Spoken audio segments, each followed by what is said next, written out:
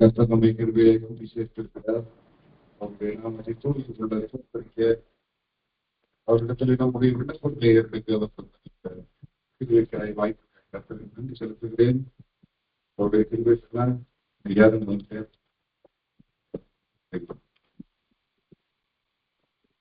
இதுல எங்க வீட்டுக்குள்ளேயுமே குடும்பம் பெரியார் யாரும் பேசணும்பா என்னை ஆள விடுங்க. அதே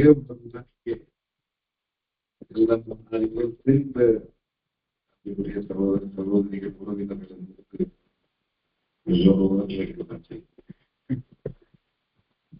இந்த நாளிலும் என்னுடைய தியானத்துக்கு ஆதாரமாக லூக்கா எழுதின செய்தியில் 1 அதிகாரம்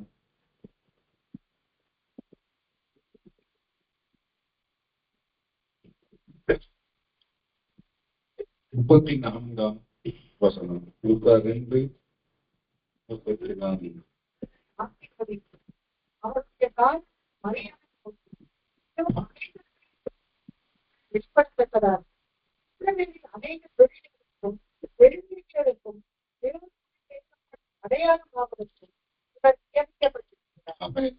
கண்களை நம்பி நல்ல தகப்பனை நல்ல நாளுக்காக செலுத்துகிறோம்.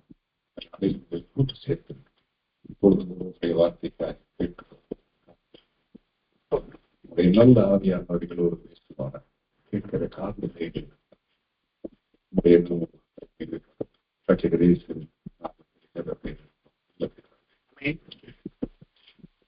எல்லாருக்கும் தெரிந்த பகுதிதான் இல்லையா? லூக்கா 2 அதிகாரம் 40 நாள் முடிந்த பிறகு சுத்திகரிப்புக்காக பலி செலுத்த மரியாளும் யோசேப்பும் இயேசுவை எடுத்துக்கொண்டு கோயிலுக்கு வருகிறார். தேவாலயத்தில் அங்கே சிமியோன் அவர்களை ஒரு வயதான மனிதர். அவர் இயேசுவை பார்ப்பதற்காக மட்டுமே அவர் ஆயுசு நீடிக்கப்பட்டு கொண்டே இருந்த ஒரு மனிதர் இல்லையா? அது எல்லாருக்கும் தெரியும் சிமியோன். நமக்கு அந்த சிமியோன் அப்படின்னு 2 விஷயம் ஞாபகத்துக்கு வரும். ஒண்ணு, உங்களுடைய ரட்சணியத்தை என் கண்கள் கண்டதுன்னு அவர் சொன்ன ஆண்டவரை துதித்தது நினைவுக்கு வரும். 2வது, உன் ஆத்மாவை ஒரு பட்டயம் உருவி போகும் என்று அவர் மரியாதையிடம் சொன்னது ஞாபகம் வரும். 2க்கு இடையில அவர் ஒரு முக்கியமான காரியத்தை சொல்லி, இந்த குழந்தை யார் என்கிறதை அவர் அதாவது அந்த குழந்தையை நான் பார்க்க கிருபை செய்த தேவனுக்கு நன்றி என்று அவர் ஒரு பகுதியை சொல்லுவார். பின்னால் மரியாளுக்கு என்ன நேரம் என்பதை சொல்லுவார். ஆனால் அந்த குழந்தை யார் என்கிறதை இந்த வசனத்துல நம்ம பார்க்கிறோம். சுருக்கமா சொன்னா, அநேகர் விழுகிறதற்கும் எழுப்புகிறதற்கும் இவர் நியமிக்கப்பட்டிருக்கிறார். என்று கிங் ஜேம்ஸ் வெர்ஷன்ல இருக்கும். NKJV பாத்தீங்கன்னா அவர் எதுக்கு வந்திருக்கிறார்? அநேகர் விழுகிறதற்கும் அநேகர் எழும்புகிறதற்கும் அவர். அதுதான் உண்மை. உலகத்தில் இருக்கிற அத்தனை மனுஷனும் ஒன்று அவன் விழுவான் அல்லது எழுவான், 2 தான். அதற்கு காரணமாய் இந்த குழந்தை மட்டும்தான் இருக்கு இல்லையா? அதன் உண்மை இல்லையா? இது நமக்கு தெரியும். அதைத்தான் சிமியோன் சொல்கிறார். He is going to be the dividing line of the destiny of every individual. அதுதான் வார்த்தை சொல்கிறது. இதனுடைய முக்கியத்துவம் அதுதான். வேதத்தினுடைய முக்கியத்துவம் கர்த்தரை நாம் எப்படி புரிந்து கொள்ள வேண்டும்? அவரால் நான் விழப் போகிறேன்னா எழுப்ப அவ்வளவு. இது 2 தான். வேற எதுவும் இடையில வேற எதுவுமே கிடையாது. அதைத்தான் நாம் இங்கே பார்க்க போகிறோம். அவரை விசுவாசித்து ஏற்றுக்கொள்ளுகிறவர்கள் அல்லது அவரை விசுவாசிக்காமல் நிராகரித்து விடுகிறவர் இல்லையா? பக்தி உள்ளவர்கள், அவபக்தி உள்ளவர்கள், நீதி உள்ளவர்கள் அல்லது நீதி இல்லாதவர்கள். இவ்வளவுதான். உலகத்துல 2 கேட்டகரி தான். வேற இடையில எய்தர் ஆர் தான். இடையில ஒன்றும் கிடையவே கிடையாது. 3 இல்லை. அதை தீர்மானிக்கிறது இந்த குழந்தை. அதைத்தான் சிமியோன் சொல்கிறார். அதுதான் இந்த மரியாதைக்கு அது புரிஞ்சிருக்குமா அப்படின்னா நிச்சயம் புரிந்தது. எதை வச்சு சொல்றேன்? அது தேவனுடைய குணாம்சங்களில் ஒன்று என்பது மரியாதைக்கு நன்றாய் தெரியும். எப்ப தெரியும்? 3 அதிகாரம் லூக்கா 1 அதிகாரத்துக்கு போனோம்னா, அங்கே கர்த்தருடைய தூதன் அவளுக்கு சொல்லுகிறான், இல்லையா? ஒரு குமாரனை நீ பெறப்போகிறாள், நான் கன்னியா இருக்கிறேன், இது எப்படி சாத்தியம்? இல்லையா? கர்த்தருடைய ஆவியானவர் நிழலிடுவார், நீ கர்ப்பவதியாவாய் குழந்தையை பெறுவார். அந்த குழந்தையை பற்றி அவர் சொல்லும்போது அவர் பெரியவராயிருப்பார், அவர் பெரியவராயிருப்பார். கர்த்தராகிய தேவன் அவருடைய தகப்பனாகிய தாவீதின் சிங்காசனத்தை அவருக்கு கொடுப்பார். அவருடைய ராஜ்யத்துக்கு முடிகிறாது எல்லாம் சொல்லுகிறார். சொல்லிவிட்டுட்டு உன் இனத்தாளாகிய எலிசபெத் இப்ப மாசமா இருக்கு. அந்த அம்மாவுக்கு 6 மாசம். மரியாள் மலைநாட்டுக்கு போகிறாள், எலிசபெத்தை பார்க்கிறாள். 2 பெண்களும் சந்திக்கும் பொழுது ஒரு நிகழ்வு அங்கே இருக்கிறது. அதிலே அவர்கள் தேவனை துதித்து பாடுகிறதை நாம் பார்க்கிறோம் இல்லையா? பொதுவா 2 பேரு, அது அபூர்வமான காட்சி. அப்படி ஒரு காட்சியெல்லாம் நம்ம வீட்டுல இத்தனை வருஷத்துல நான் பார்த்ததே இல்லை. 2 பெண்கள் சந்தித்தால் தேவனை அப்படி துதிப்பார்கள் என்பதை இன்று வரை நான் கண்டதில்லை. அது பொதுவாக அதுக்குன்னு ஒரு நேரம் இருக்கும், உட்காருவாங்க, ரூம் அடைச்சிட்டு ஜெபம் பண்ண போனதுன்னா அங்க நடக்கிறது அது வேறு. அது ஆனால் பார்த்தவுடன் இப்படி பேசுவார்கள் எல்லாரும் இருக்கும் பொழுது என்கிறது இருக்கும். அது இருக்கும், நல்ல பல இடங்கள்ல இருக்கும். அதிலே அவள் சொல்லும் பொழுது சொல்கிறார், வசனம் 50 53 வரைக்கும், லூக்கா 1:50 53 வரைக்கும் பார்த்தோம்னா, அவருடைய இரக்கம் அவருக்கு பயந்திருக்கு தலைமுறைக்கும் உள்ளது. தன்னுடைய புயத்தினாலே பராக்கிரமம் செய்தார். அந்த பராக்கிரமம் என்ன பராக்கிரமம்? இருதயத்தில் அகந்தையான சிந்தை உள்ளவர்களை சிதறடிக்கிற பராக்கிரமம். பலவான்களை ஆசனங்களிலிருந்து தள்ளுகிறார், தாழ்மையானவர்களை உயர்த்துகிறார். சிலரை தள்ளுகிறார், சிலரை உயர்த்துகிறார். அது தேவனுடைய குணம். அடுத்த வசனம், பசி உள்ளவர்களை நன்மையால் நிரப்புகிறார், ஐஸ்வர்யவான்களை வெறுமையாக்கி அனுப்பி விடுகிறார். சிலரை நிரப்புகிறார், சிலரை வெறுமையாக்கி அனுப்புகிறார். அடுத்து, ஆபிரகாமுக்கு அவன் சந்ததிக்கும் என்றைக்கும் இரக்கம் செய்ய நினைக்கிறார். அதெல்லாம் இருக்கு. அப்ப அது ஆண்டவருடைய குணாம்சம். சிலரை நிரப்பி அனுப்புகிறார், சிலரை வெறுமையாய் துரத்தி விடுகிறார். சிலரை சேர்த்துக் கொள்ளுகிறார், சிலரை துரத்தி விடுகிறார். சிலரை ஆசனங்களிலிருந்து தள்ளி விடுகிறார், சிலரை உயர்த்துகிறார். இதுதான் அவர் குணம். இது அவர் குணம். அவர் தான் அந்த டிவைடிங் லைன், 2க்கும் இடையில் இருக்கிற பிரிவினை கோடு அவர். அது நமக்கு தெரியும். அப்ப இது மரியாளுக்கு இது 1 சாமுவேல் 1:11, 2:1-11 வசனங்கள். அன்னாளுடைய துதியை இங்கே எதிரொலிக்கிற மரியாளை நாம் பார்க்கிறோம். அப்ப இது ஆண்டவருடைய குணம், இது அவருடைய குணம், அவருடைய குணம். அப்ப அகந்தை உள்ளவர்களை அவர் தள்ளி விடுகிறார், எளியவர்களை தாழ்மை உள்ளவர்களை அவர் உயர்த்துகிறார். இது முக்கியம். அப்ப ஆண்டவர் இந்த உலகத்துல வந்தபோது, அவர் பிரசங்கம் பண்ணும் போது இதே குணத்தை அவர் பல இடங்களில் வலியுறுத்தி சொல்லி இருக்கிறார். அவரும் இதை வலியுறுத்தி லூக்கா 6:20-26 வசனங்களை பார்க்கும் பொழுது தம்முடைய சீஷர்களிடத்திலே அவர் பேசுகிறார். தரித்திரராகிய நீங்கள் பாக்கியவான்கள், தேவனுடைய ராஜ்யம் உங்களுடையது. இப்பொழுது பசியாய் இருக்கிற நீங்கள் பாக்கியவான்கள், திருப்தி அடைவீர்கள். இப்பொழுது அழுகிற நீங்கள் பாக்கியவான்கள், நீங்கள் நகைப்பீர்கள். மனுஷகுமாரன் நிமித்தமாக ஜனங்கள் உங்களை பகைத்து, உங்களை புறம்பாக்கி, உங்களை நிந்தித்து, உங்கள் நாமத்தை பொல்லாததென்று தள்ளிவிடும் போது நீங்கள் பாக்கியவான்களாயிருப்பீர்கள். இது எல்லாமே மனுஷகுமாரன் நிமித்தமாக, அவர் நிமித்தமாக. இதெல்லாம் பாக்கியவான்கள். அந்நாளிலே நீங்கள் சந்தோஷப்பட்டு களி கூறுங்கள், பரலோகத்தில் உங்கள் பலன் இருக்கும். அவர்கள் தீர்க்கதரிசிகளுக்கும் இப்படித்தான் செஞ்சாங்க. அடுத்து, ஐஸ்வர்யவான்களாகிய உங்களுக்கு ஐயோ. சிலர் பாக்கியவான்கள், சிலருக்கு ஐயோ. உங்கள் ஆறுதலை நீங்கள் அடைந்து தீர்ந்தது. திருப்தி உள்ளவர்களாய் இருக்கிற உங்களுக்கு ஐயோ, நீங்கள் பசியாய் இருப்பீர்கள். சிலர் பசியாய் இருக்கிறவர்கள் பாக்கியவான்கள், திருப்தி அடைவார்கள். இங்க திருப்தி அடைந்திருக்கிறவர்கள் பசியாய் இருப்பார்கள், உங்களுக்கு ஐயோ. சிலர் ஆசீர்வதிக்கப்பட்டிருப்பார்கள், சிலர் சபிக்கப்பட்டிருப்பார்கள். மனுஷகுமாரன் நிமித்தம், டிவைடிங் லைன், அவர் தான் அந்த பிரிவினை கோடு இல்லையா? எல்லா மனுஷரும் உங்களுடைய புரட்சியாய் பேசும்போது உங்களுக்கு ஐயோ, சிலருக்கு ஐயோ, சிலர் பாக்கியவான்.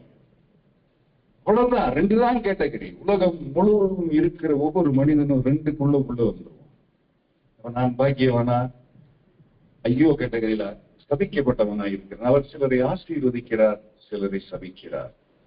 மத்திய 7ஆம் அதிகாரத்துல வந்தோம்னா மலைப்பிரசங்கம் இல்லையா, 13-14, ஒரு வாசல் வழி விசாலமாய் இல்லையா, அந்த வாசல் விரிவாய் வழி விசாலமாய் இருக்கும், அது கேட்டுக்கு போகிற வாசல். இன்னொரு வாசல் இருக்கிறது, அது இடுக்கம், வழி நெருக்கமாய் இருக்கும். 2 வாசல் தான். ஒண்ணு கேட்டுக்கு போகும், இன்னொன்று ஜீவனுக்கு போகும். அவ்வளவுதான். அது யார் முடிவு பண்ண போறோம்? அவர் தான் முடிவு பண்ண. எந்த வாசல்ல போறது அது அவர் நிமித்தம் எடுக்கிற முடிவு. அவர்தான் அதுல டிவைடிங் லைன். இதெல்லாம் இயேசு தாம் அப்படித்தான் என்கிறதை அழுத்தமாய் திரும்ப திரும்ப சொன்ன இடங்கள் இல்லையா? அது 24, 27 வசனங்கள். அதே இதுல நான் சொல்லி இந்த வார்த்தைகளை கேட்டு இவைகளின்படி செய்கிறவன் அவன், அது நிற்கும். நான் சொல்லிய இந்த வார்த்தைகளை கேட்டு இவைகளின்படி செய்யாதவன் அது அழிந்து போகும். ரெண்டு தான். ஒண்ணு, அவர் சொல்லுகிற வார்த்தைகளை கேட்டு அதன்படி செய்கிறவன், அல்லது அதன்படி செய்யாதவன். சிம்பிள். அவர்தான். எது கோடு போடுது? அவர் சொல்லிய வார்த்தை. அதை ஏற்றுக்கொள்ளுகிறேன்னா ஏற்றுக்கொள்ளலையா? நான் நிலைத்து நிற்க போகிறேன்னா? அது ரெண்டில் ஒன்றுதான். ஒன்று நிலைத்து நிற்பீர்கள், இல்லை அழிந்து போவீர்கள். அவ்வளவுதான். அந்த கோடு போடுகிறது அவர்தான் போடுறார். அவ தம்மை குறித்து அவரே சொன்ன காரியம் அது இல்லையா? மத்திய 16:25 என் நிமித்தமாய் இல்ல ஜீவனை ரட்சிக்க விரும்புகிறவன் இழந்து போவான், என் நிமித்தமாய் அதை இழந்து போகிறவன் அதை ரட்சிக்க. அப்ப ஜீவனை நான் காப்பாற்றிக் கொள்ள வேண்டும் என்று விரும்புகிறேன், அல்லது அவருக்காய் இழக்க வேண்டும் என்று விரும்புகிறேன். இது அவருக்காய். அதுலதான் நிற்கிது அந்த கோடு. அப்ப அந்த டிவைடிங் லைன் அவர் தான் அந்த பிரிவினை கோடாய் இருக்கிறார். மத்திய 10:32-33 சொல்லுவார், மனுஷர் முன்பாக என்னை அறிக்கை பண்ணுகிறவனை நான் பிதாவினிடத்தில் அறிக்கை பண்ணுவேன், என்னை மறுதலிக்கிறவனை நானும் மறுதலிப்பேன். அங்கேயும் ஒரு கோடு போடுறார். என்னை அறிக்கை பண்ணுகிறவன், என்னை மறுதலிக்கிறவன். ரெண்டு தான் கேட்டது. அவர் தான் கோடு. மத்திய 10:34-37 பூமியின் மேல் சமாதானத்தை அனுப்ப வந்த நினைச்சீங்க. இல்ல, சமாதானத்தை அல்ல, பட்டயத்தை. கோடு கூட தான் வந்தார். கோடு கூட தான் வந்தார். பிரிவினைக்குத்தான் வந்தார். அவர் தான் அந்த பிரிவினை. மாமிக்கும் மருமகளுக்கும், தகப்பனுக்கும் மகனுக்கும், தாய்க்கும் மகளுக்கும். இதை இப்ப நம்ம பார்க்கிற மாமியார் மருமகள் சண்டை. அவரை விசுவாசிக்கிறவர்கள் விசுவாசியார். இடுக்கமான வாசல் வழியாக நுழைந்திருக்கிறவர்கள் விசாலமான வாசல்ல போறவங்க. இதுதான் பிரிவினை. நம்ம இங்க இருக்கிற மத்த பிரிவினையே இல்லை. அது ஒண்ணுதான் பிரிவினை. அவர் தான் பிரிவினை. அந்த பிரிவினை பட்டயத்தை அனுப்ப வந்தேன். அதுதான் அவர் சொல்லுகிறார். என்னை விட உன் தகப்பனையாவது, தாயையாவது, மகனையாவது, மகளையாவது நீ நேசித்தால் எனக்கு பார்க்கிறேன் அல்ல. அவர்தான் டிசைடிங் ஃபேக்டர். அவர்தான் அந்த கோடு. அவர்தான் அந்த கோடு. மத்திய 21:28-31 ஒரு உதாரணம் சொல்லுவார். ஒரு உவமை சொல்லுவார். ஒரு மனுஷனுக்கு 2 குமாரர்கள் இருந்தார்கள். வயக்காட்டுல வேலை இருந்துச்சு. மூத்தவனை கூப்பிட்டு போன்னு சொன்னா அவன் போக மாட்டேன்தான். அப்புறமாய் மனஸ்தாபப்பட்டு போனான். 2வது மகன்கிட்ட போய் சொல்றார், போ. இந்த போகிறேன் ஐயா. அவர்கிட்ட சொல்றான் பாட்ட, ஆனால் போகல. ஆண்டவர் அதை சொல்லிட்டு கீழே சொல்லுகிறார், ஆயக்காரரும் வேசிகளும் உங்களுக்கு முன்னே தேவனுடைய ராஜ்யத்தில் பிரவேசிக்கிறார்கள்.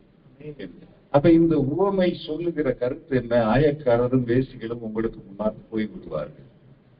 பரிசேயரை பார்த்து சொல்கிறார், மூத்த மகன் இந்த ஆயக்காரன், வேசி, பாவி. அவன் போக மாட்டேன், அவன் வார்த்தையெல்லாம் கேட்க முடியாது. ஆனால் மனஸ்தாபப்பட்டு பின்பு போகிறான். அவன் போய் விடுகிறான். ஆனால் அந்த பரிசேயரை போல, வாரம் ஒருக்கா கோயிலுக்கு போறேன், தினம் போய் வாசிக்கிறேன், தினம் ஜெபம் பண்றேன், ஒரு பஞ்சாயத்து இல்ல என்று திரிகிற கூட்டம், வெளியே நீதிமான்களாய் காட்டிக் கொண்டிருக்கிற ஒரு பெரும் பரிசேய கூட்டம். அந்த கூட்டத்துல அதை பார்த்து சொல்லுகிறார், போகிறேன் ஐயா. Religious, they are religious. ஆனால் அவரிடத்தில் ஆண்டவர் இல்லை. போகிறேன் என்று சொல்லுகிறார், ஆனால் போகல. அவர் அதுதான் சொல்லுகிறார், நீங்க சட்டத்தின்படி என்ன செய்யணுமோ அதெல்லாம் செய்கிற, அதில் இருக்கிற கருத்தை, அதில் இருக்கிற ஆவியை நீங்கள் விட்டு விடுகிறீர்கள். வெந்தயத்திலும் ஒத்தலாவிலும் நீ தசமபாகம் கொடுக்கிறார். கோயில்ல வயதானவர்களுக்கு என்று அவர்களை கவனிக்கிறதுக்கென்று ஒரு காணிக்கை உண்டு. அதை கொண்டு போய் கொடுத்துருவான். எதுக்கு? பெற்றவைகளையும் சேர்த்து அங்க விட்டுட்டு இன்னும் தகப்பனையும் தாயும் பார்க்கறது இல்லை. ஆண்டவர் அதை கழித்து கொள்வார். அதெல்லாம் அதுல இருக்கும்.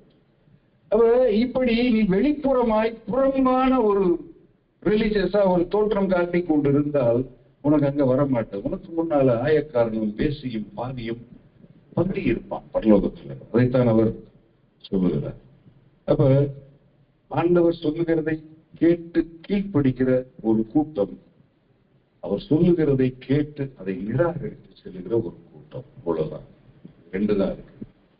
இதா சொன்னார், இவர் என்னுடைய நேசகுமாரன், இவரில் பிரியமாயிருக்கிறேன், இவருக்கு செவி கொடுங்கள். அதுதான் அவர் செவி கொடுங்க. நமக்கு எல்லாம் ஓகே, ஆனா செவி கொடுக்க மட்டும் முடியாது. ஏன்னா அது எனக்கு அன்கம்ஃபர்டபுளா இருக்கு. அவர் சொல்றது எனக்கு அன்கம்ஃபர்டபுள். நான் ஒபே பண்றதே இல்லை. நான் விசுவாசிக்கிறேன், நம்புகிறேன், துதிக்கிறேன், பாடுகிறேன், எல்லாம் செய்வேன், இப்படி மட்டும் மாட்டேன். நீங்க நல்லா யோசிச்சு பாருங்க. நம்மை சீர்தூக்கி பார்க்க வேண்டி ஒரு அந்த டிவைடிங் லைன்ல நான் எந்த இடத்துல இருக்கிறேன்னு எனக்கு தெரியலன்னா நான் நாசமா போனேன் இல்லையா? எனக்கு தெரியணும் நான் எங்க இருக்கிறேன் எனக்கு தெரியணும். நான் அவர் மேல் விசுவாசம் வைத்திருக்கிறேன்னா அல்லது விசுவாசம் இல்லையா? விசுவாசம் என்று எதை நான் புரிந்து வைத்திருக்கிறேன்? இவரில் 11 பெரும்பட்டியல் இருக்கும். அவர் வார்த்தையை அப்படியே ஏற்றுக்கொண்டு அதற்கு அப்படியே கீழ்ப்படிந்து நடந்தவர்களின் பட்டியல் அது. ஒரு வார்த்தை அந்த வார்த்தையோட எழுத்து கூட மாற்றாமல் அப்படியே கீழ்ப்படிந்து நடந்தவர்களின் பட்டியல். அவர்களுக்கு பேர் தான் விசுவாசிகள், லாயலிஸ்ட். ரொம்ப விசுவாசமான ஆள் அப்படின்னு யூனியன்ல சொல்லுவோம். அந்த விசுவாசம் இருக்குதாங்க. விசுவாசம்னா அர்த்தமே மாறி போச்சு கிறிஸ்தவர்கள். அதை கேட்டு அதன் படி செய்கிறோம். புறப்பட்டு போ, உன் இனத்தை, தகப்பனை, தகப்பன் வீட்டை எல்லாத்தையும் விட்டுட்டு போ, நான் உன்னை பெரிய ஜாதியாக போனான். கிளம்பி ஒரு பேழையை உண்டு பண்ண மழை வரும். அன்னைக்கு வரைக்கும் மழை ஒண்ணு இருக்குதுன்னு ஒருத்தருக்கும் தெரியாது. கட்டினா ஒருத்தன் பேழை என்ன ஆண்டவர் கட்ட சொல்லி இருக்காரு. எவ்வளவு 120 வருஷம் எவ்வளவு பேர் கேள்விப்பட்டிருக்கோம். நீங்கள் ஒவ்வொரு பேரையும் பாருங்க, ஒவ்வொரு பெயரையும் அவர் என்ன சொன்னாரோ அப்படியே செய்தார்கள். அதுதான் விசுவாசம். அதுக்கு பேர் தான் விசுவாசம். சும்மா ஆண்டவர் நம்புறதுக்கு பேர் விசுவாசம் இல்லை, அது நம்பிக்கை. Hope. Hope is altogether different from faith. இங்கே ஆண்டவர் சொல்லுகிறதுக்கு விசுவாசி, விசுவாசியா இல்லையா? பவுலும் இதையே கேட்டகரி சொல்லுவார், இதையே கோடு போடுவார். 2 கொரிந்தியர் 2ஆம் அதிகாரம் 14ஆம் வசனம். கிறிஸ்துவுக்குள் எப்பொழுதும் எங்களை வெற்றி சிறக்க பண்ணி எல்லா இடங்களிலும் எங்களை கொண்டு அவரை அறிகிற அறிவின் வாசனையை வெளிப்படுத்த. அப்ப எல்லா கிறிஸ்தவர்களிடத்திலும் ஒரு வாசனை வெளிப்படுகிறது. அது கிறிஸ்துவை அறிகிற அறிவின் வாசனை. அது எல்லா கிறிஸ்தவர்களிடத்திலும் அந்த வாசனை அடுத்து ரட்சிக்கப்படுகிறவர்களுக்குள்ளேயும் கெட்டு போகிறவர்களுக்குள்ளேயும் நாங்கள் கிறிஸ்துவில் அந்த 2 பேருக்கும் ஒரே வாசனை தான். ரட்சிக்கப்படுகிறவனுக்கும் அதே அர்த்தம் தான், அதே சென்று தான், அதே வாசனை தான். கெட்டு போகிறவனுக்கும் அதே வாசனை தான். 2 பேருக்கும். அடுத்து கெட்டு போகிறவர்களுக்குள்ளே மரணத்துக்கு ஏதுவான மரண வாசனை. அது ரட்சிக்கப்படுகிறவர்களுக்குள்ளே ஜீவனுக்கு ஏதுவான ஒரே வாசனை, ஒரே வாசனை. அவருக்கு வேற, இவருக்கு வேற கோடு. கிறிஸ்துவை அறிகிற அறிவு, அதுதான் கோடு. கிறிஸ்துதான் டிவைடிங். புரியுதா?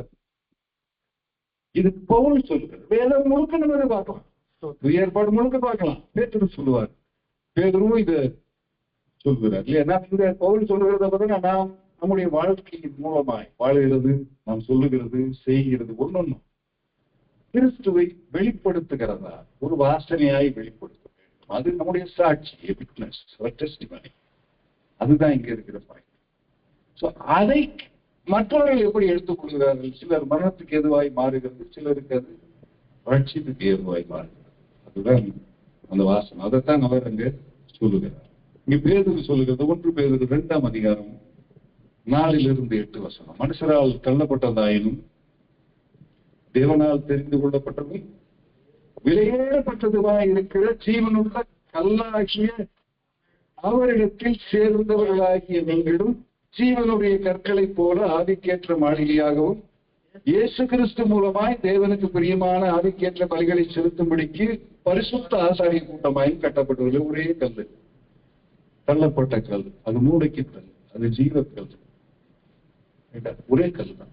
அந்த கல் எப்படி இருக்கு? அடுத்து இதோ தெரிந்து கொள்ளப்பட்டதும் விலையேறப்பட்டதுமாய் இருக்கிற மூளைக்கல்லை சீயோனிலே வைக்கிறேன், அதன் மேல் விசுவாசமாய் இருக்கிறவன் கெட்டு போவதில்லை என்று வேதத்தில் சொல்லி இருக்கிறது. ஆகையால் விசுவாசிக்கிற உங்களுக்கு அது நிலையேற பெற்றது.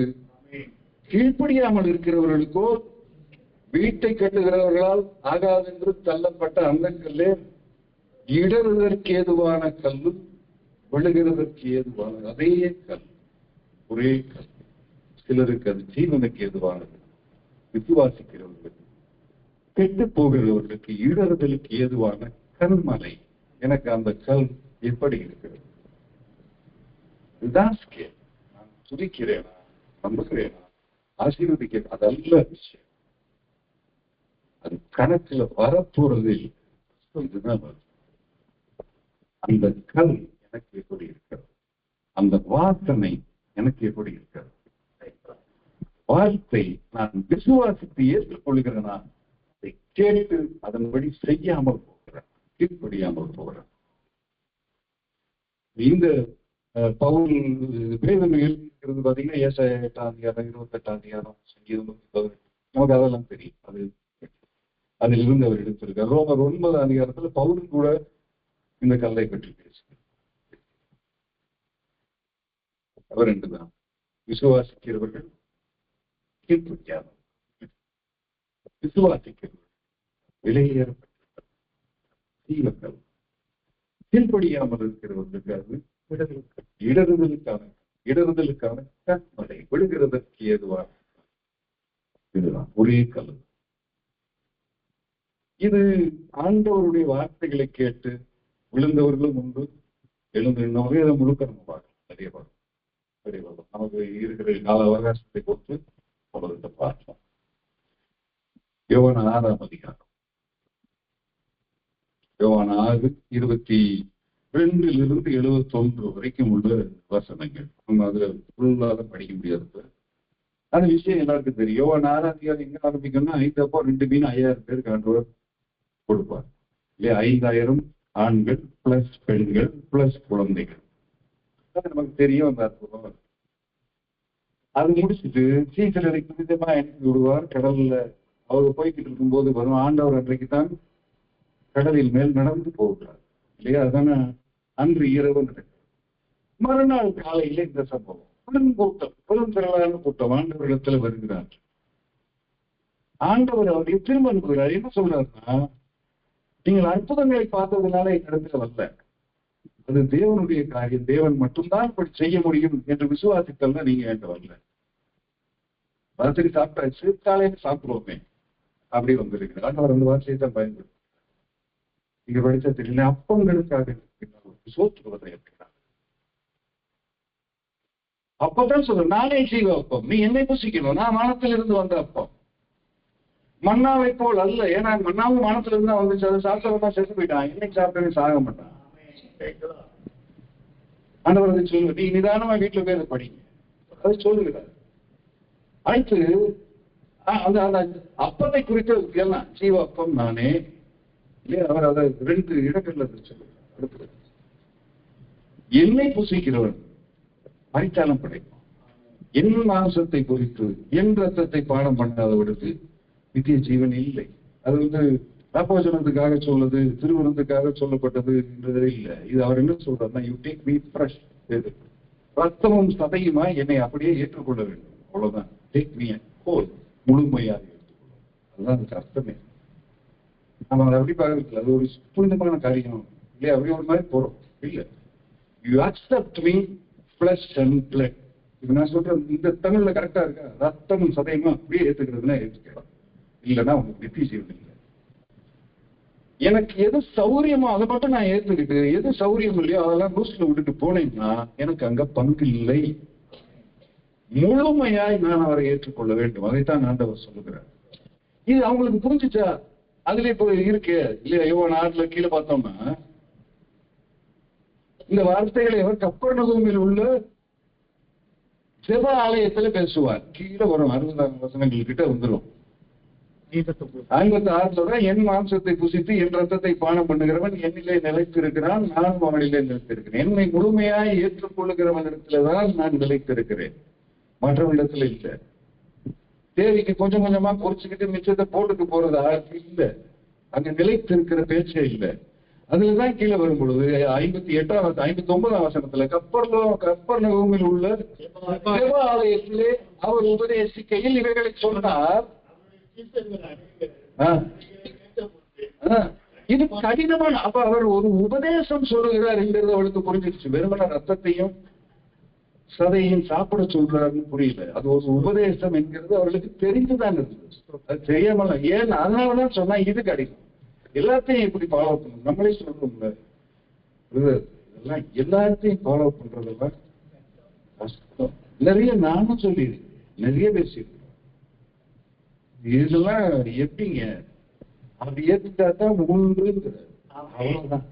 அது நீ ஏத்துக்கிற போதுவோ ஸ்டோரி. அதுதான் விஷயம். முழுமையாய் ஏற்றுக்கொள்ள வேண்டும். முழுமையா. இது கடினமான உபதேசம். அடுத்து யார் இதை கேட்பார்கள்? This is a hard saying. hard saying. அந்த கிரேக்க வார்த்தையை பார்த்தோம்னா அது டெஃபினிட்டிவ் வார்த்தைகள். அவ்வளவுதான் முடிச்சு போ. hard saying. இதை யார் ஏற்றுக்கொள்வார்கள்? அப்ப என்னுடைய விசுவாசம் என்கிறது எனக்கு கடினமான உபதேசமா இருந்தாலும் அதை ஏற்றுக்கொள்கிறதில் இருக்கிறது என் விசுவாசம். வெறுமனே அவருடைய ஆசீர்வாதங்களை மட்டும் பெற்றுக் கொள்கிறதில் இல்லை. இரண்டாவது, அது ஒரு கமிட்மெண்ட் வேணும். It requires, my faith requires commitment. எந்த சூழ்நிலை எப்படி இருந்தாலும், என்ன சோதனை இருந்தாலும் நான் அதில் நிற்க வேண்டும். எனக்கு அது கமிட்மெண்ட் ஒன்று இருக்கிறது. மூன்றாவது, நான் உண்மையான சீசன்னா என்கிறது சோதிக்கப்படும். கண்டிப்பா சோதிக்கப்படும். அந்த சோதனைகளிலும் நான் நிலைத்திருக்கிறேன் இல்லையா? எனக்கு அசௌகரியத்தை ஏற்படுத்துகிற போதனைகள், உபதேசங்கள் அதெல்லாம் நெளிச்சு கொடுத்துட்டு நகர்ந்து போறது எல்லா சூழ்நிலைகளும் எல்லாவற்றுக்கும் இருக்கணும். யோவான் 6:66 சொல்லுகிறது, அது முதல் அவருடைய சீஷரில் அநேகர் அவரை விட்டு விலகி இல்ல அவருடனே கூட நடவாமல் உம்மை முழுமையா ஏற்றுக்கொள்ள வேண்டும், என்னை முழுமையா ஏற்றுக்கொள்ள வேண்டும். இது கடினமான உபதேசம். அவரோடு கூட நடக்காமல் பின்வாங்கி போனார், அங்கே விழுந்து போனார். மிச்சம் கொஞ்சம் பேர் நீங்களும் போய்விட மனதாக இருக்கிறீர்களோ? அதாவது கிரேக்க மொழியில ஆங்கிலத்துல படிக்கும், அதாவது டெஃபினிட்டிவ், அது கேள்வி இல்லை. நீங்களும் போக போறீங்க அப்படித்தானே அப்படின்னு கேட்கிறார். அது மூல மொழியிலே அது அப்படித்தான். நீங்களும் போக போறீங்க அப்படித்தானே அப்படின்னு கேட்கிறார். யாரிடத்தில் போகும்? ஏன்னா முந்தின நாள் தண்ணியில நடந்ததன் பேர் அவன் பார்த்தான். அவர் தேவனுடைய குமாரன் என்கிறதை அவருடைய சீஷர்கள் முந்தின நாள் ராத்திரி தான் கண்டான். அது வரைக்கும் ஒருத்தனும் அப்படி பண்ணல. நம்ம வாதத்தை ஒழுங்க வாசிச்சோம்னா தெரியும். இன்னைக்கு தான் பார்க்கலாம். அவரை பணிந்து கொண்டார். 5000 பேருக்கு சாப்பாடு போடும்போது கூட அவனுக்கு அது தெரியல. சீஷர்களுக்கும் தெரியல. ராத்திரி படவில்லை தெரியாது. அந்த 6 அதிகாரத்தை ஒழுங்க நம்ம வாசிக்கும் போது அது புரிந்து கொள்ளும். அன்றைக்கு ராத்திரி அவர் கடந்து வருகிறார். ஆவேசம் பயில், ஆண்டவரே நீரேயானால் நான் நம்மிடத்தில் நடந்து வரும்படி கட்டளையிடும். பேதுரு கேட்கிறான், வா. போறான், நடக்கிறான். பேதுரு கடலின் மேல் நடந்தான். அடுத்த நாள் காலையில் யாரிடத்தில் போவோம்? சும்மா சொல்லல, அனுபவித்து சொல்லுகிறான்.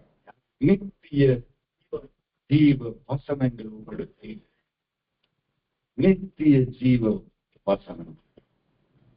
பேதுருவுக்கு அவர்கள் 12 சீஷருக்கு அன்னைக்குதான் தெரிஞ்சது. இன்னைக்குதான் தெரிஞ்சது. அந்த ராத்திரி தெரிஞ்சது. காலையில இந்த பரிச்சை வச்சுட்டாரு.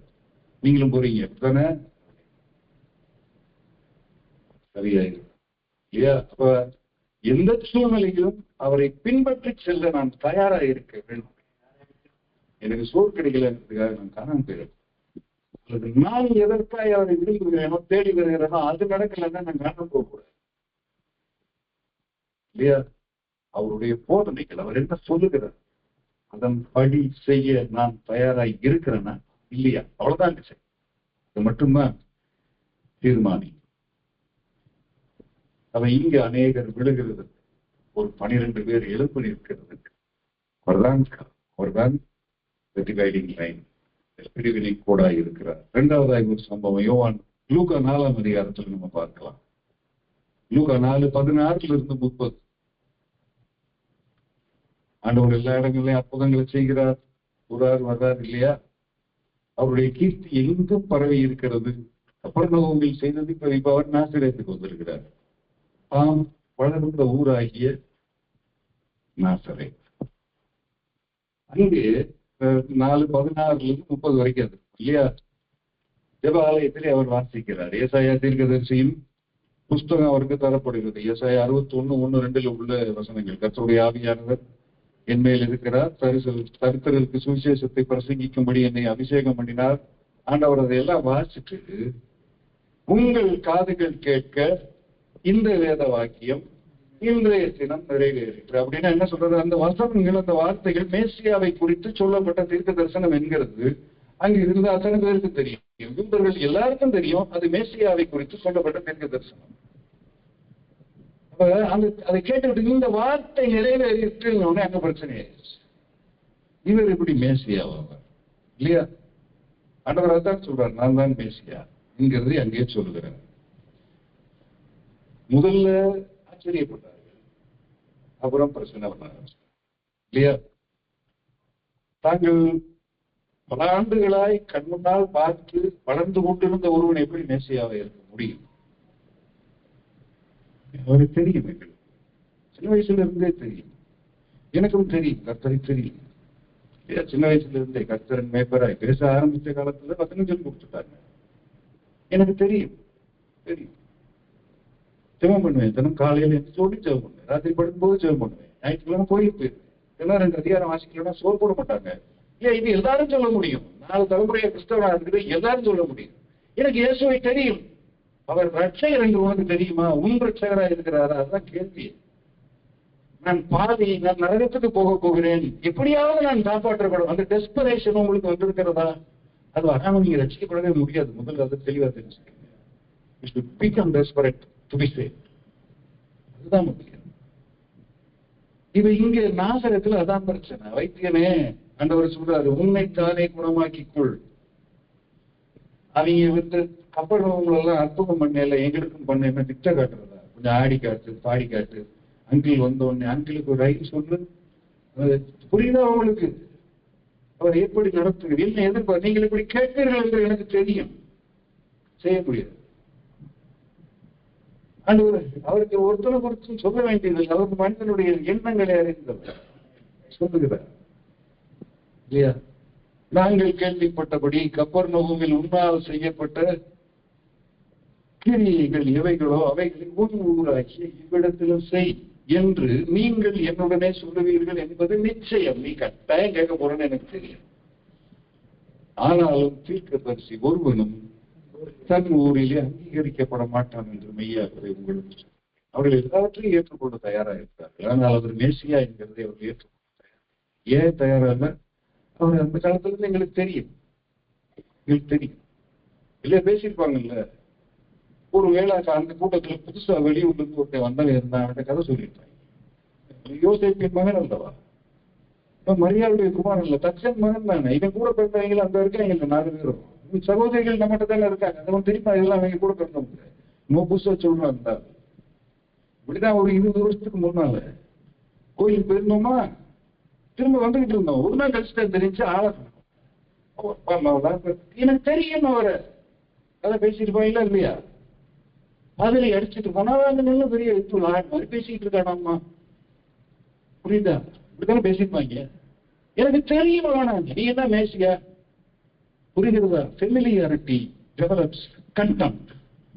எனக்கு தெரியும், நீ என்ன புதுசா சொல்ல போற? அதுதான் இன்றைக்கு கிறிஸ்தவர்களை பீடித்திருக்கிற வியாதி. பெரும்பான்மை தெரியும், ஐ நோ ஹிம், எனக்கு தெரியும். அதுதான் நாசம். அத்தனை பேரும் விழுந்து போனான். என்ன செஞ்சான்? சாயந்தரத்துக்குள்ள அவரை தூக்கி மலை உச்சியிலிருந்து கீழே தள்ளி விட போனான். எனக்கு தெரியும் என்று சொல்லுகிற ஒவ்வொருவனும் அவரை மலை உச்சியிலிருந்து கீழே தள்ளுகிறார். அவர்தான் திருவிழி. நீ எங்க நிக்கிற? அவர் மேசியா என்கிறதை உன்னால் ஏற்றுக்கொள்ள முடிகிறதா? இல்ல சின்ன வயது கதையை பேசிட்டு இருக்கியா? இதுதான் நீ விழப் போகிறாயா, எழும்பி நிற்க போகிறாயா? எங்கே நிற்கிறாய்? நிறைய சொல்லலாம். நம்ம யோவான் 9 அதிகாரம் ஒரு பிதைக்கு கூட நேரம் ஆயிடுச்சு கிட்டத்தட்ட. ஒரு தேடி கோழனவன் அவனை ஆண்டவர் சுகமாக்குவார் இல்லையா? முந்தின அதிகாரம் கடைசியில பாத்தீங்கன்னா ஜபாலயத்துல ஒரு பொருள் கதவு தேர்தலுக்கு தேடிட்டு இருப்பாங்க. அவங்க கிட்ட மறைஞ்சு வர்ற வழியில இவனை பார்ப்பாரு. இந்த சூழ்நிலையிலும் அவனை பார்ப்பான். இது யார் செய்த பாவம்? அவங்க அப்பா செஞ்சதா? அவன் செஞ்ச பாவமா?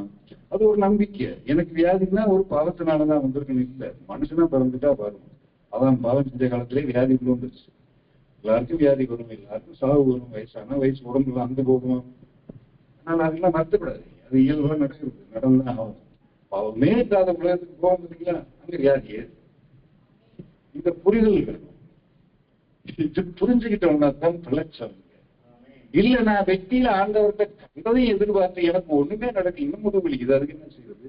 முதுகுல ஒண்ணு இருந்தா வலிக்கு ஒண்ணுதான் இருக்கும். வயசாகி போச்சுல வலிக்க போ, அதுக்கு என்ன மருத்துவம் அதை எடுத்துட்டு போயிட்டே இருக்கு, அவ்வளவுதான். அதுக்கு ஆண்டவர் சுலமாக மாட்டார்லாம் சொல்றது. அதுக்கு நிச்சயம் அவரால் முடியும். அவர் செய்கிறார், இன்னும் செய்வார், இன்னைக்கும் செய்கிறார்.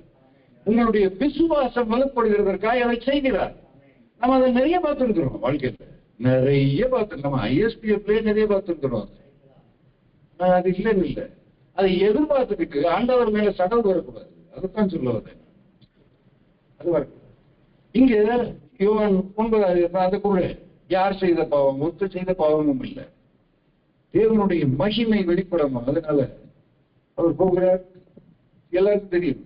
போகிறார், சேர் உண்டாக்கி கண்களில் பூசி சீரவம் கழுவு, அவன் பார்வையடைந்தான், கோயிலுக்கு போறான். அதெல்லாம் பிரச்சனை இருக்கு. அதை குருட எண்ணி எல்லாருக்கும் தெரியும்.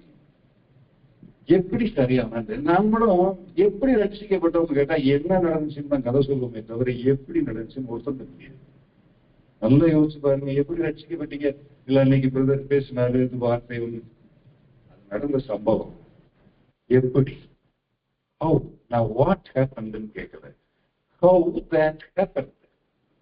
ஒருத்தரும் பதில் சொல்ல முடியாது. எனக்கு தெரியாது. குருடனா இருந்தேன், பொழுது காண்கிறேன். இவங்க அப்ப அந்த மனுஷன் பாவி என்று எங்களுக்கு தெரியும். யார்? இயேசு. நீ தேவனை மகிமைப்படுத்துமாய். அதனை தேவனை மகிமைப்படுத்து, அதுக்கு என்ன அர்த்தம்? நம்ம யோசுவாவுக்கு போகணும்.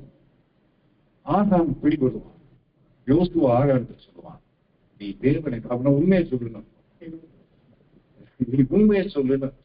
அங்க அந்த பிரேஸ் வரும், நீ உண்மையை சொல்லு. இவன் செஞ்சிருக்க வாய்ப்பு இல்லை, யார்? இயேசு செய்திருக்க வாய்ப்பே இல்லை. ஏன் பாவின்னு எனக்கு நீ சொல்லு. இது stubbornly blind. வைராக்கியமா கூட இருந்தே ஆகணும்னு முடிவு பண்ணி இருக்கிற ஆளை நீங்க என்ன செய்றீங்க? இந்த அவரை தெரியும் என்கிற ஆளும் stubbornly blind. பரிசேயருக்கு மேசியா தெரியாதா? எசாயா தீர்க்க தரிசனம் கூட காண்பார்கள், மேசியா வரும்போது இருக்கிற தீர்க்க தரிசனம் தெரியாதா? ஆனால் இவர் தான் மேசியா என்கிறதை ஏற்றுக்கொள்ள முடியாது. அவநம்பிக்கை, நம்பிக்கையின்மை, அதை ஒன்றுதான் செய்யும். நீ என்ன ஆதாரம் கொடுத்தாலும் அதை தள்ளி விட்டுட்டு ப்ரூஃப். இன்னைக்கு நம்ம சமூக, கலாச்சார, பொருளாதார, அரசியல் சூழ்நிலை எல்லா இடங்கள்லயும் இதை பார்க்கலாம். நீ என்ன ஆதாரம் கொடுத்தாலும் தள்ளி விட்டுட்டு ப்ரூஃப் அப்படின்னா, இது இப்பதான் கொடுத்தேன், அதான் ரிஜெக்ட் பண்ணிட்டேன் இந்த ப்ரூஃப். புரியுதா? இது ஒரு வியாதி, இது சரி பண்ணவே முடியாது. அத்தனை பேர் விழுந்தார்கள். ஒருத்தன் உலகம் உண்டானது முதல் நீ கேள்விப்பட்டது உண்டா? ஒரு குருடன் கண்டாங்க, நான் குருடனா இருந்தேன் காண்கிறேன். அதை கூட உண்மை அழைச்சது உண்மை. நீங்க முழு வேதாந்தத்தில் கேளுங்க, ஒரு குருடைய காண்க. பழைய ஏற்பாட்டுல எத்தனை அற்புதம் நடந்திருக்குன்னு நினைக்கிறீங்க? பழைய ஏற்பாட்டுல பாம்பு கடிபட்டு கோலை பார்த்தமே பிழைச்சான். நாகமான் குஷ்டரோகம் தெரியாது. நாகரீகத்தில் ஆண்டவர் பிரசங்கம் பண்ணும்போது சொல்லுவார், இஸ்ரவேல்ல ஏகப்பட்ட குஷ்டரோகி இருந்தான், ஒருத்தரும் சுகமாகல. நாகமான் சுகமாக. அதே மாதிரி எலியா, இஸ்ரவேலிலே ஏகப்பட்ட நிலைமைகள் உண்டு, ஆனால் ஆண்டவர் அவனை சாரி பார்த்து கண்டுகொண்டார். அவனை ரட்சிப்பு யாரு விசுவாசிக்கிறானோ அவனுக்கு தான் உண்டு, உனக்கு மட்டும் இல்லை. நான் இஸ்ரவேலே, நான் யூதே, நான் கிறிஸ்தவ குடும்பத்தில் 4 தலைமுறையா இருக்கேன். காலையில ஜெபம் பண்றேன், ராத்திரி ஜெபம் பண்றேன், வாரம் ஒரு நாள் உபவாசம் இருக்கிறேன். இந்த கதையெல்லாம் வேலைக்கு ஆகாது. விசுவாசிக்கிறவன் எவனா இருந்தாலும் அவன் எவனோ அவன் ரட்சிக்கப்படுவான். அவனுக்கு நித்திய ஜீவன். நீ அவன் சொல்லுவான். நீ கேள்விப்பட்டிருக்கியா? அற்புத சுகம்ங்கிறது அங்க நியாயமானுவாங்க.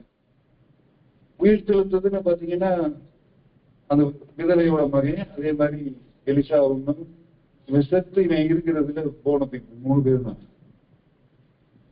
அவன் ஆண்டவர் வந்து அற்புதம் செய்கிறார் என்கிறது எப்படிப்பட்ட ஒரு செய்தியா இருக்கணும் யோசிச்சு பாருங்க.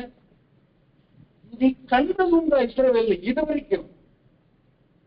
நம்ம சும்மா அற்புதம் ஒன்னா பேசிக்கிட்டு இருக்கிறோம். அதுவரை எந்த அற்புதமும் நடந்ததே இல்லை என்கிறது மண்டையில் இல்லைன்னா அந்த அற்புதத்தோட மகிமை நமக்கு தெரியாது. அது வரைக்கும் அப்படி நடந்தது இல்லை. அதான உண்மை. உங்களுக்கு பழைய ஏற்பாடு போடுமா இருக்கு. அந்த புரிதலோடு நாம் இதை படிக்கும் பொழுதுதான் விளங்கவே செய்யணும். இது எவ்வளவு மகத்துவமானதை எழுதி வச்சிருக்கிறார், அவர் செஞ்சிருக்கிறார். யோவான் 14 பாத்தீங்கன்னா பிலிப்பு அவர் கீழே இறங்கி போனாருன்னா கைது பண்ணி கூட்டு போறாங்க. அன்னைக்கு கேட்பான், பிதாவை காண்பீர், நீ நம்பலையா? யோவான் 14 பிலிப்பு இன்னும் என்னை விசுவாசிக்கவில்லையா? நானும் பிதாவும் ஒன்றாக இருக்கிறோம், என்னை கண்டவன் பிதாவை கண்டான், நீ இன்னும் விசுவாசி, என் வார்த்தையை நம்பு, இல்லைன்னா நான் செய்கிற கிரியைகளையாவது நம்பு. வசனம் அது கண்டு வாசிங்க. பிலிப்பியே, இவ்வளவு காலம் நான் உங்களுடன் கூட இருந்தோம், நீ என்னை அறியவில்லையா? என்னை கண்டவன் பிதாவை கண்டான். அப்படி இருக்க பிதாவை எங்களுக்கு காண்பேன் என்று நீ எப்படி சொல்லுகிறாய்? நான் பிதாவிலும் பிதா என்னிலும் இருக்கிறதை நீ விசுவாசிக்கிறது இல்லையா? நான் உன்னுடனே சொல்லுகிற வசனங்களை என் சுயமை சொல்லவில்லை, என்னிடத்தில் வாசமாய் இருக்கிற பிதாவானவரை இந்த கிரியைகளை செய்து வருகிறார். நான் பிதாவிலும் என் பிதா என்னிலும் இருக்கிறதை நம்புகிறேன். அப்படி இல்லாவிட்டாலும் என் கிரியைகளை நிமித்தமாக நம்பு. நான் சொல்றதை நம்பாட்டா பரவாயில்லை, நான் செய்யறதை பார்க்கிறேன், 3 வருஷமா பார்த்திருக்கிறேன், நம்பு. இவன் விசுவாசிக்கிறானோ அவன் எழுப்பி நிற்கிறான், இவன் விசுவாசிக்க மறுக்கிறானோ அவன் விடுக்கிறான். வேதம் முழுக்க நீ பூரா பேசிக்கே போலாம். உதாரணம் நான் எடுத்து பேசலாம். பிலிப்பு நம்பினான், உயிரை கொடுத்தான் அந்த நம்பிக்கை இல்லையா? ஆண்டவர் நம்பிக்கை அவங்க பிலிப்பிட நம்பு, என்னை நம்புங்கள் சொல்லுகிறார். ஆண்டவருக்காக அவரை மறுதளிக்க முடியாது என்று மறுத்து வைராக்கியமாய் அவருக்காக உயிரை விட்டது. சபைகளை நிறுவினர். இனி வரப்போகிற ராஜ்யத்தில் இஸ்ரவேலர் 12 கோத்திரங்களையும் நியாயம் இருக்கிற 12 சிங்காசனங்கள் அவன் ஒரு சிங்காசனத்தில் உட்கார்ந்துக்க போறான். அந்த பிலிப்பு விசுவாசிக்கிறவர்களுக்கும் மறுதளிக்கிறவங்களுக்கு வித்தியாசம் தான்.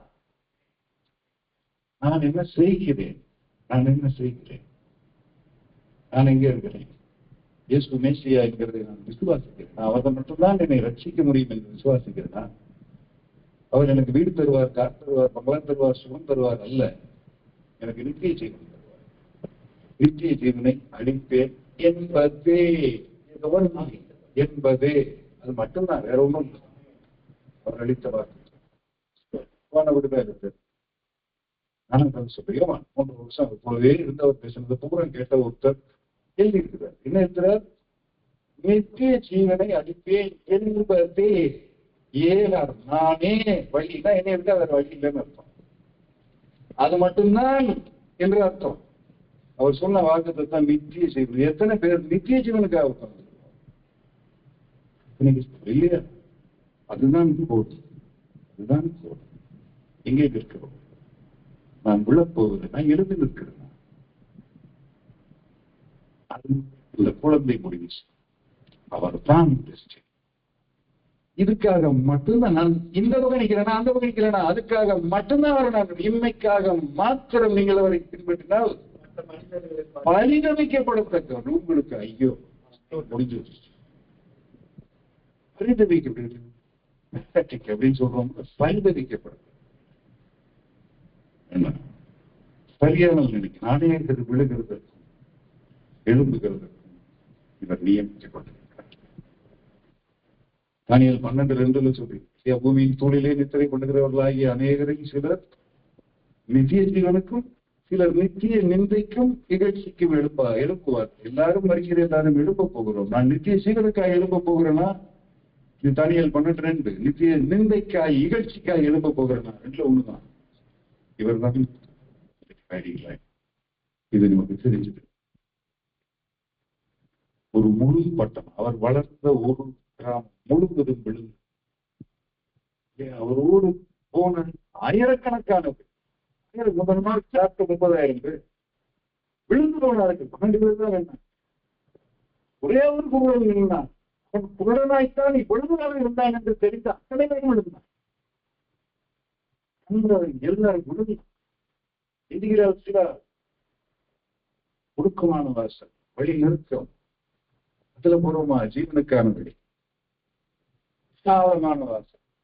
நிறைய ஃப்ரெண்ட்ஸ் எல்லாம் கம்பெனி பெரிய விடுது, அனாதையா போயிட்டு தெரிஞ்சா கரெக்டா போயிட்டு இருக்கோம், கூட ஆளே இல்லை, சரியா போயிட்டு இருக்கோம், போயிட்டே இருங்க. பெருங்கூட்டம் கூட இருக்குன்னு வைங்க, நீங்க போற பாதை சரிதானா என்று பாருங்க. தெரிந்து கொள்கிறவர்களே சிலர், உட்பிரவேசிக்கிறவர்கள் இன்னும் சிலர். அநேகர் விடுகிறதற்கும் எழுந்திருக்கிறதற்கும் இவர் நியமிக்கப்பட்டிருக்கிறார். ரட்சிக்கப்படுகிறது அல்லது உள்ளே வருகிறதெல்லாம் ஃப்ரீ. ஆண்டவருடைய கிருபை, அதற்கு ஒன்று நம்ம கொடுக்க வேண்டியது. உள்ள நுழைகிறது, entry free, subscription, everything. Very costly. கிறிஸ்துவை நீங்கள் பின்பற்ற வேண்டுமானால் அதை போல காஸ்ட்லியான விஷயம் ஒன்றும் கிடையாது. நான் அவரை ஏற்றுக்கொள்ளுகிறது, அவர் என்னை பிள்ளையாக ஏற்றுக் கொள்ளுகிறதற்கு எனக்கு ஒரு கட்டணமும் கிடையாது, ஒரு பிரச்சனை கிடையாது. ஆனால் நான் அவர் என்னை ஏற்றுக்கொண்டு, நான் அவரை ஏற்றுக்கொண்டு உள்ள வந்துட்டேன் என்று ஒன்றுமே இருக்க முடியாது. அதுதான் தகப்பன், தாய், மகன், மகள், மாமி, எதுவும் இருக்க முடியாது. அது கூட இருக்க முடியாது. முதல்ல அவர் மட்டும்தான் எப்படி இது நமக்கு தெரியுமா? இது நம்ம அறிந்திருக்கிறோமா? இந்த போதனையை என்னால் ஏற்றுக்கொள்ள முடிகிறது. கடினமான உபதேசம் என்று சொல்லுகிறேன். இல்லை, இது எல்லாமே இதுல இருக்கு. இல்லாதது எது தொட்டு தகராறு முகமும்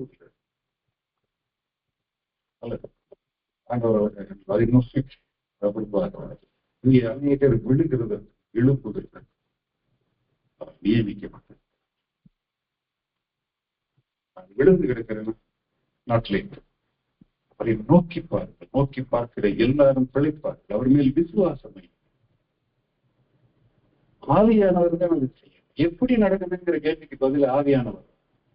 மார்க் 4 அதிகாரத்தில் மக்களுக்கு ஒரு ஓமை சொல்லுவார். விதைக்கிறவன் விதைய போடுவான், தூங்கிடுவான். விதை முளைக்கும், பூமி தானாய் பலனை கொடுக்காத போய் நோண்டிக்கிட்டு இருக்க வேண்டியது இல்லை.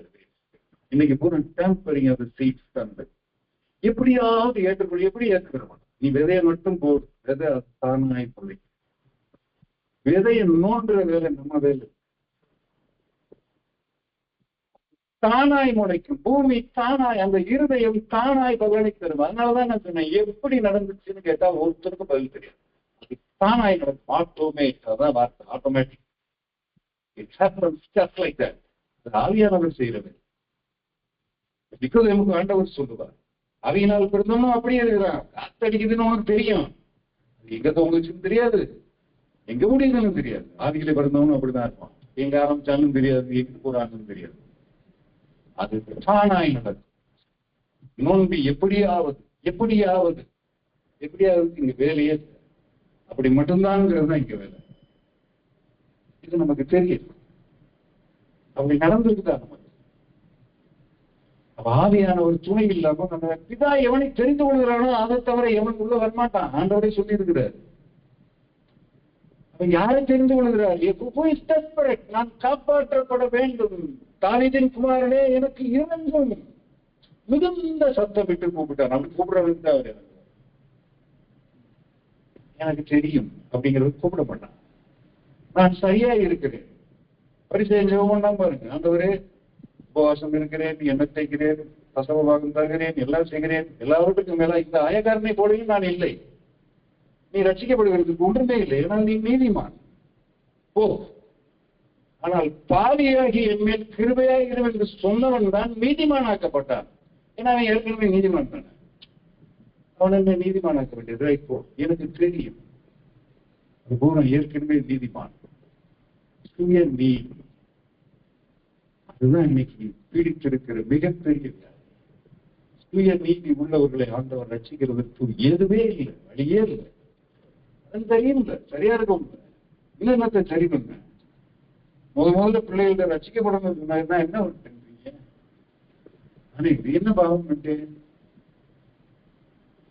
வீட்டுல கிறிஸ்தவில்லை எல்லா வீட்லயும் நடக்கிறத தங்கை பிடிக்கக்கூடாது, ரட்சிக்கப்படுது. நான் என்ன பண்றேன்? நல்லா தானே இருக்கேன், ஏதாவது தப்பு பண்ணேன்? உங்க வீட்டுல கிரிமினல் ப்ரொசீஜர் கோடு, சிவில் கோடு எல்லாம் கிடையாது. பிறந்ததே பாவத்துலதான் பிறந்தது. இந்த உணர்வு எப்ப வரும்? ஆவியானவர் கொடுக்கலன்னா வராது. உணர்வு உள்ள இருதயத்தை ஆரம்பிக்கிறது. என் அவிசுவாசம் நீங்கும்படி செய்யும் என்று கேட்கிற ஜெபம் அதுதான். அது இதுதான் கேட்கிறது. நான் விழுகிறேன், நான் எழுந்திருக்கிறேன். அநேகர் விழுகிறதற்கு, எழுந்திருக்கிறது நியமிக்க. நான் விழுந்து கிடந்தால், எனக்கு இன்னைக்கு விழுந்து கிடக்கிறேன்னு தெரிஞ்சா போதும், ஆண்டவர் நிச்சயம் காப்பாற்றுவார். நீ நிற்கிறாயா? தைரியமா இல்லை. எல்லா சூழ்நிலையிலும் நீ நிற்கிறதற்கான பலனை உனக்கு தருகிற, வல்லமையை உனக்கு தருகிற ஆவியானவர் உனக்குள்ள இருக்கிறார், எனக்கு இருக்கிறார். எந்த சூழ்நிலையிலும் நான் விட மாட்டேன். இங்கே இருந்தா கூட நினைக்க மாட்டார். அது நெறிந்து போயிருந்தாலும் முடிக்க மாட்டேன். கொஞ்சோடு இருந்தார். அற்ப விசுவாசிகளே அப்படிதான் கேட்டார் சீசர்களை பார்த்து. பெரிய விசுவாசியே இல்லை, எல்லாம் ஸ்டெயின்லெஸ் சைன்ஸ் இல்லை. நம்ம போல மனுஷர்கள் தான். பேதுரியாக உபயோகம் எல்லாரையும் எடுத்துக்கணும். நம்ம போல சாதாரண அற்ப விசுவாசி. ஏன் பயப்பட்டீர்கள்? ஏன் உங்களுக்கு ஏன் விசுவாசம் இல்லாமல் போனது? இப்படிதான் கேட்பாரு. கொஞ்சோடு இருந்தா போதும். உன் விசுவாசம் நீங்க வேண்டிக் கொண்டேன். அவர் நமக்காய் வேண்டிக் கொள்கிறார். தைரியமா இருக்கு, தைரியமா நில்லுங்க. என்ன சூழ்நிலை வந்தாலும் அதுல மீண்டு வருகிறது ஆண்டவரோட. அவர் உங்களை மீட்டு கரை செய்வார். அதுதான் அதுல இருக்கிற விஷயம். நான் அவரை நிற்க வேண்டும், அது மட்டும். நான் அவரை விசுவாசிக்க வேண்டும், அவர் சொல்கிறதற்கு கீழ்ப்படிய வேண்டும். அது மட்டும்தான் ஆண்டவர் எதிர்பார்க்கிறார். நாம் நிற்கிறோமா, விழுந்திருக்கிறோமா? நிற்கிறேன் என்று நினைக்கிறவன் கொஞ்சோண்டு சிரமமா இருக்கு. நான் நிக்கிற இடத்துல ஒழுங்கா நிக்க முடியலன்னு தெரியறவே கவனமா இருப்பான். நான் சரியா இருக்கிறேன் என்று நிற்கிறவன் தான் என்ன செய்யறதுன்னு தெரியாம விடுகிறான். இருக்கிறேன் என்று நினைக்கிறவன் கவனமா இருக்கிறான். விழுந்துட்டேன்னு நினைக்கிறவன் வருத்தப்படாது. அந்த ஒரே லட்சியம், அவ்வளவுதான். தண்ணிக்குள்ள முங்கினாலும் இதுதான். அநேகர் விழுகிறதற்கு, விழுந்திருக்கிறதற்கு அவர் நியமிக்கப்பட்டிருக்கிறார். விழுகிறேன், எழுந்து கர்த்தனை ஆசீர்வதித்தார்.